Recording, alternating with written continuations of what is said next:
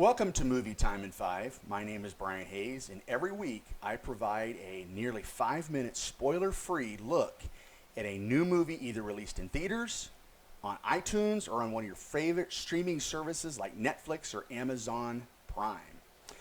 So this week's episode, we're going to talk about a 2017 theatrical release of the Stephen King classic It. This movie was released in most theaters on September 8th. Stephen King's iconic horror novel It became a smash adaptation back in 1990 when it was imagined as a miniseries starring Tim Curry as the evil demon who shape-shifts into a creepy clown named Pennywise. The original project spans a course of decades as it jumps from the 1960s to 30 years later. So that brings us to 2017 and the release of It. The plot focuses on the small town of Derry, Maine, where after a string of recent cases of disappearing local children, It follows a group of kids dubbed the Losers Club during the summer of 1989.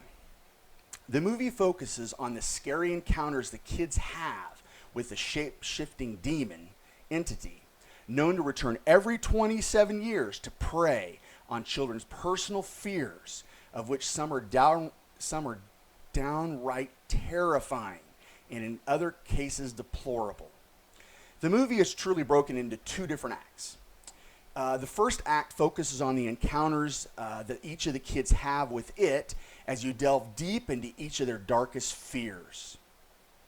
The level of darkness and interactions the kids have, in my opinion, are certainly more fierce and graphic than the original miniseries. The second act focuses on the children overcoming their fears to fight back against It. Teamwork. So what does this movie do well? Well, the atmosphere, cinematography, and soundtrack for this film are absolutely stellar and helps drive the terrifying interactions between Pennywise and the children. Everything from a terrifying basement encounter to the majesty of running through open fields is magnificently done.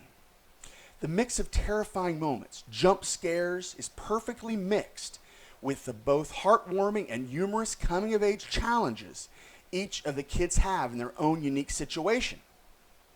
Pennywise is brilliantly acted by Bill Skarsgård, known for other recent hits such as Hemlock Grove series, which is out on video on a streaming service right now, and a supporting role in Atomic Blonde. He pulls off both the deviously charming and the terrifying aspect of Pennywise's character with grace and ease. It's just fantastic. He's amazing. Does an amazing job in this movie. The interactions between the kids, in my opinion, though, is where this thing takes to the next level. And it is, in my opinion, up to par with other classics such as Stand By Me and Goonies. So, what does this movie struggle with? I only have a few issues with the film. First of all, I wish there were more monologues by Pennywise throughout the movie. Those sequences are delivered powerfully and with a perfect blend of charm and creep. The second thing I'd say was a majority of the jump scares were well timed and executed, but there were a few that were, in my opinion, they missed the mark. So in summary, It is extraordinary. The attention to detail, the interpersonal relationships between the children, the subtle but effective comedic undertones, and the exquisite cinematography not only do the original title proud, but in my opinion, this reimagining is actually better than its predecessor. I would give It a solid 9 out of 10 unless you just cannot handle the sight of clowns. It's a must-see in theaters. So I hope you enjoyed this week's Movie Time in 5. You can find me on Twitter at BrianHayes73. And until next week, do your heart some good and get scared.